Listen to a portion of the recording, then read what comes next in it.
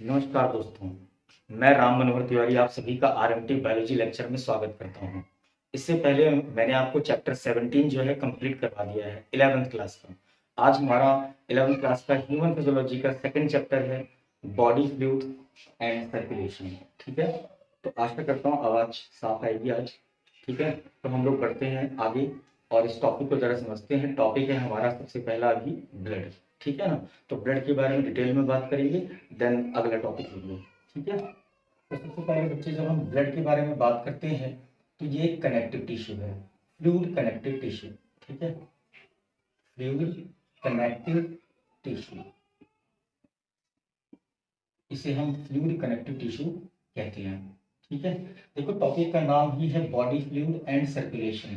तो पहले हम बॉडी फ्लूइड के बारे में बात करेंगे, ब्लड के बारे में, लिम्फ के बारे में, उसके बाद इसका सर्कुलेशन कैसे होता है उसकी चर्चा डिटेल में करेंगे।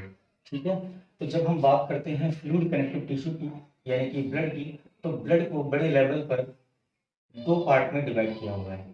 ठीक है बच्चों, एक है बच्चे प्लाज्मा और दूसरा है फॉर्म्ड एलिमेंट। फॉर्म्ड एलिमेंट,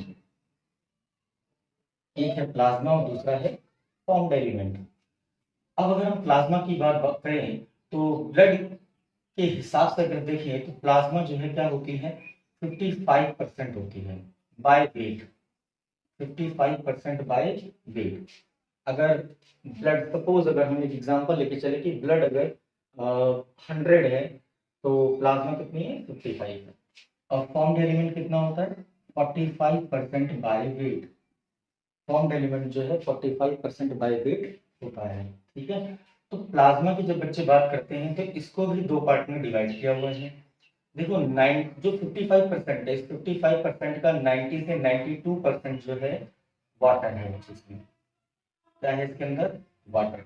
जबकि अगर हम बात करें लगभग 8% में कई सारे फैक्टर आ जाते हैं, जैसे एक तो मेन तो प्रोटीन फैक्टर जाता है आपके, और मिनरल्स आ जाते हैं इसके अंदर, ग्लूकोज, अमीनो एसिड, ये सब चीजें भी आ जाती हैं। तो प्रोटीन की बात करें तो 3 प्रोटीन यहाँ पे इंपॉर्टेंट हो जाती है जो आपको जानना है, जो पेपर में भी आ जाता है। तो एक है बच्चों यहाँ पे एल्बुमिन। एल्बुमिन, तो जब हम एल्बुमिन के बारे में बात करें तो इसका मेन फंक्शन क्या होता है, it maintains osmotic pressure. Osmotic pressure को मेंटेन करने का काम करती है एल्बुमिन। ठीक है, दूसरा अगर हम बात करें तो इसमें है फिब्रिनोजन। फिब्रिनोजन, इसका मेन काम क्या है, helps in blood coagulation. Helps in blood coagulation, यानी कि ब्लड क्लॉटिंग में ये हेल्प करता है पेप्टाइड। और तीसरा आता है इसके अंदर globulin. Third one is globulin. जब हम ग्लोबुलिन की बात करें तो ये क्या करता है, एक तरीके से इम्यूनिटी प्रोवाइड करने का काम करता है। Provide immunity to the body. Immunity क्या होती है बच्चों, इम्यूनिटी का मतलब होता है it is the ability of our body to fight against diseases. Ability of our body to fight against diseases. ठीक है, तो 3 है, यहाँ पे 1 मार्क से क्वेश्चन जो है बनता है जरूर। उसके बाद अगर हम बात करें तो इसमें मिनरल्स प्रेजेंट हैं, like calcium ion, bicarbonate ions, chlorine ions, इस तरीके से चीजें प्रेजेंट होती हैं। ग्लूकोज ट्रांसपोर्ट करवाने में हेल्प करती है ये ग्लूकोज है, अमीनो एसिड्स हैं, इसका ट्रांसपोर्टेशन में ये हेल्प करती है। ठीक है ना, तो प्लाज्मा की बच्चे जब हम बात करें इनका ट्रांसपोर्ट करते हैं, जब हम प्लाज्मा की बात करते हैं तो प्लाज्मा जो होता है बच्चे ये स्ट्रॉ कलर्ड है। स्ट्रॉ कलर्ड लिक्विड है, ये विस्कस फ्लूइड है जो 55% ऑफ द बॉडी, अगर देखा जाए तो बॉडी के अंदर ब्लड है 55% जो है प्रेजेंट होती है। ठीक है, तो ये चीज थोड़ी सी आपको ध्यान देनी है, जो आपके लिए जरूरी है उतना ही बताया जा रहा है बच्चों। ठीक है, देन हम बात करें फॉर्म्ड एलिमेंट के बारे में। तो फॉर्म्ड एलिमेंट की बात की जाए तो इसके अंदर क्या आता है, एक आता है बच्चे रेड ब्लड कॉर्पस्कल्स, डिटेल में बात करेंगे इसके बारे में। आरबीसीज को हम लोग इरिथ्रोसाइट कहते हैं, इरिथ्रोसाइट कहा जाता है इसको। दूसरी है इसके अंदर डब्ल्यूबीसी, व्हाइट ब्लड सेल, जिसको हम कॉमनली ल्यूकोसाइट कहते हैं, ल्यूकोसाइट कहते हैं इसको हम। और third one is platelets, platelets. तो बहुत लोग कंफ्यूज हो जाते हैं कि प्लेटलेट ही थ्रोम्बोसाइट है, जबकि थोड़ा सा बारीक डिफरेंस है, वो बात करेंगे हम। तो प्लेटलेट्स नॉर्मली अगर देखा जाए तो मैमल्स में, ह्यूमन बीइंग में पाई जाती है। बाकी जो अदर वर्टिब्रेट्स हैं उसके अंदर हम थ्रोम्बोसाइट्स की बात करते हैं, न्यूक्लियस का डिफरेंस हो जाता है।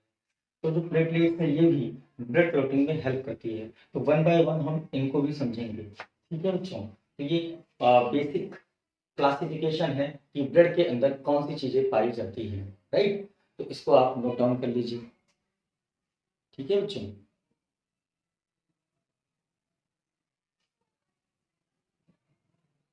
चलिए,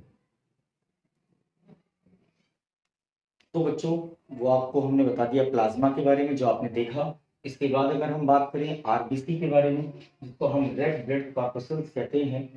देखो हर चीज के पीछे एक कारण होता है। कॉर्पस्कल्स वर्ड कहीं ना कहीं कॉर्पस से है, जिसका मतलब होता है कि एक तरीके से डेड है ना। तो ये जो आरबीसीज होती हैं at the time of maturity, mammals के अंदर क्या होता है कि इनका जो न्यूक्लियस होता है वो डिग्रेड हो जाता है, खत्म हो जाता है। तो न्यूक्लियस नहीं होता आरबीसी में तब मैमल्स के अंदर at the time of maturity, ठीक है ना। एक तरीके से वो देखा जाए तो उस टाइम पे कैसा बिहेव करती है वो कॉर्प्स जैसा, ठीक है। मेन काम है उसका हीमोग्लोबिन की मदद से ऑक्सीजन का ट्रांसपोर्टेशन करना है, ठीक है। तो इसके बारे में कुछ बातें जान लेते हैं हम। जितना बता रहा हूँ उतना आपके पेपर के लिए इंपॉर्टेंट है और बहुत है। तो अगर हम बात करें इसके अंदर तो पहला पॉइंट क्या आ जाएगा भाई, एक तो मैंने बता दिया था आपको कि आरबीसी को हम क्या कहते हैं, एरिथ्रोसाइट्स भी कहते हैं। इसका जो लाइफ स्पैन होता है बच्चों, आरबीसी का जो लाइफ स्पैन होता है ये 120 डेज होता है, ठीक है। कितना प्रेजेंट होती है अगर हम बात करें in adult human, in adult human कितना प्रेजेंट होती है बच्चों, 5 to 5.5 मिलियन पर cubic MM according to NCERT. वरना आप ये भी लिख सकते हैं 4 to 5.5 मिलियन पर क्यूबिक एमएम, फीमेल में कम होती है थोड़ी सी। उसके बाद अगर हम बात करें आरबीसी के अंदर तो इसकी जो सिमेट्री है आरबीसी की, सिमेट्री ऑफ आरबीसी, यानी जिसे हम आरबीसी का कब्रिस्तान भी कहते हैं, वो क्या होता है, स्लीन होता है। यहाँ स्लीन बोल रहे हैं इसको, ठीक है। कहाँ पे बनती है ये, रेड बोन मैरो में। It is formed, it is formed in red bone marrow, it is formed in red bone marrow in adult. हालांकि कुछ मात्रा में लीवर भी आरबीसी बनाने का काम करता है, स्प्लीन भी आरबीसी बनाने का काम करता है, ठीक है। तो मिली रेड बॉन मैरो में इसकी प्रोडक्शन हो रही है। उसके बाद अगर हम बात करते हैं इसके अंदर तो क्या होता है कि आरबीसी भी काफी स्मॉलेस्ट सेल है और सबसे ज्यादा ब्लड में पाई जाने वाली सेल यही है, ठीक है। तो अगर हम आरबीसी के बारे में बात करें तो RBC devoid of nucleus, devoid of nucleus at the time of maturity, at the time of maturity in mammals, in mammals। लेकिन बच्चों अगर हम बात करें तो दो मैमल्स ऐसे भी हैं जहां पे आरबीसी में न्यूक्लियस होता है, कैमल एंड लामा, ठीक है। कैमल के अंदर न्यूक्लियस होता है, बायकॉन्केव शेप होती है इसकी।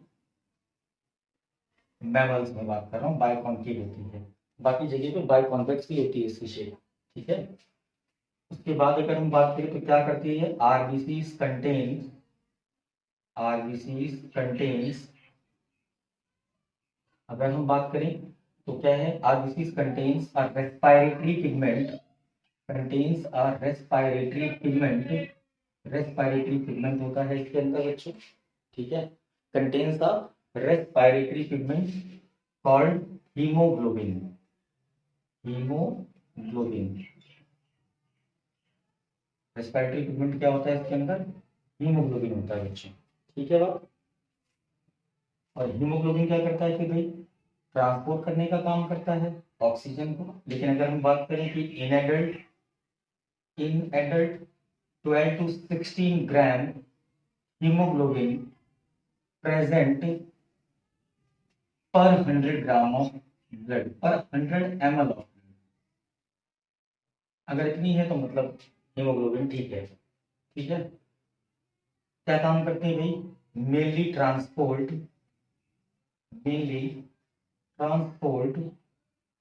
ऑक्सीजन एंड ऑक्सीजन ट्रांसपोर्ट करती है and some amount of carbon dioxide को ट्रांसपोर्ट करने में हेल्प करती है। ये बात होगी बच्चे आरबीसी के बारे में, जो आप देख सकते हैं। मैं हट जाता हूँ, इसका स्क्रीनशॉट आप लोग ले सकते हैं।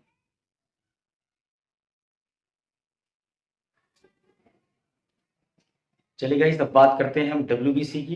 डब्ल्यूबीसी के बारे में मैं आपको एक फ्लो चार्ट समझा दूं कि क्या क्या होता है। बाकी फिर नेक्स्ट वीडियो में मैं आपको डब्ल्यूबीसी के बारे में बता दूंगा और प्लेटलेट्स के बारे में, ठीक है, ताकि वीडियो ज़्यादा बड़ा ना हो। तो हम बात करते हैं डब्ल्यूबीसी की क्लासिफिकेशन के बारे में। आप जानते हैं सेल्स है और इसका जो मेन काम है वो क्या है कि it fight against disease causing microbes. ठीक है, तो अगर हम बात करते हैं डब्ल्यूबीसी के बारे में तो ये दो पार्ट में डिवाइडेड है। एक होते हैं इसमें ग्रेन्युलोसाइट। ऐसा क्यों कहा जाता है इनको ग्रेन्युलोसाइट? क्योंकि इनके अंदर ग्रेन्यूल्स प्रेजेंट होता है। इनके अंदर क्या प्रेजेंट होता है? ग्रेन्यूल्स प्रेजेंट होता है इनके अंदर। ठीक है बच्चों, साथ ही साथ अगर हम बात करें तो इनमें ग्रेन्यूल प्रेजेंट होता है। ग्रेन्यूल क्या? जैसे कि लाइसोसोम, गोल्जी एपेटाइट, ये सब चीजें प्रेजेंट होती है। ठीक है, तो ग्रेन्युलोसाइट्स में इसमें क्या क्या चीजें आ जाएंगी? एक आती है इसमें इओसिनोफिल्स। दूसरी है बच्चों बेसोफिल्स और तीसरी है एस। अब देखो इओसिनोफिल्स हो गया, बेसोफिल्स हो गया और लास्ट वन इज न्यूट्रोफिल्स। सबसे ज्यादा न्यूट्रोफिल्स ही पाई जाती हैं। लगभग ग्रेन्युलोसाइट्स की अगर बात करें तो 65% है टोटल डब्ल्यूबीसी का, और एक ग्रेन्युलोसाइट जो है कितनी है? 35%। ठीक है, ये तीन ये होती है। एक ग्रेन्युलोसाइट की बात करें तो हम इसमें बात करते हैं monocytes, macrophages, lymphocyte. Lymphocyte lymphocyte की भी अगर बात करें तो दो टाइप की होती हैं। एक होती है बी लिम्फोसाइट और एक होती है टी लिम्फोसाइट। बी लिम्फोसाइट और टी लिम्फोसाइट। बी लिम्फोसाइट भी बच्चों दो टाइप की होती हैं। एक होती है प्लाज्मा सेल्स और एक होती है मेमोरी सेल्स। ठीक है बच्चों, एक प्लाज्मा सेल्स होती हैं और एक मेमोरी सेल्स होती हैं। टी लिम्फोसाइट की बात करें तो टीसी सेल्स होती हैं, टीसी सेल्स यानी T cytotoxic cells, T helper cells और एक होती है टी सप्रेसर सेल्स। ठीक है बच्चों, तो क्लासिफिकेशन इसके बारे में मैं आपको नेक्स्ट वीडियो में डिटेल में बता दूंगा। तो आप लोग बने रहिए मेरे साथ और प्लीज लाइक शेयर और सब्सक्राइब करना ना भूलें। हम लोगों का भी इनिशिएशन पीरियड चल रहा है, तो आप लोग अपना सपोर्ट करेंगे तो हम भी आगे बढ़ते चलेंगे और आप भी आगे बढ़ते चलेंगे। ठीक है, thank you so much guys. जय हिंद, जय भारत। इसका स्क्रीनशॉट ले लेना।